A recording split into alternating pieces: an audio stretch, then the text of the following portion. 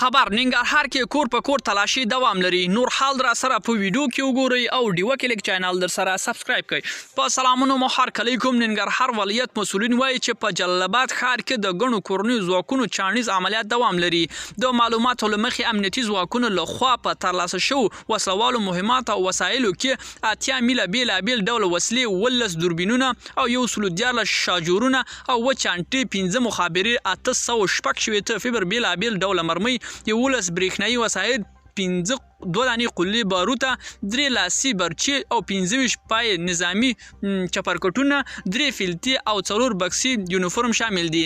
پر دې سربیره 48 جوړه نظامی یونیفورم، 21 جوړه نظامی بوټان او 3 نظامی موټرو جالۍ، یو جوړ کش، یو کیبل او 2 نظامی بیلچې دي او 40 امریکایي رادیوګانې، 3 بکسي ورکشاپي شامل دي، 20 چانټې نظامی، 2 جالۍ بیلتونه، یو کمپیوټر، 4 نظامی زری خولۍ، یو انتن او نور توکي ترلاسه شوي دي.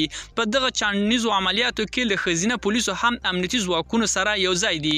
ملګرو، دا به زموږ چمتو شوی ویډیو. که ستاسو د ویډیو په اړه کم نظر پیشنهاد لرئ، موږ سره په کومنټونو کې شریک کړئ او د لا ښکلو ویډیوګانو لپاره له موږ سره پاتې شئ. تر بیا ښې چارې.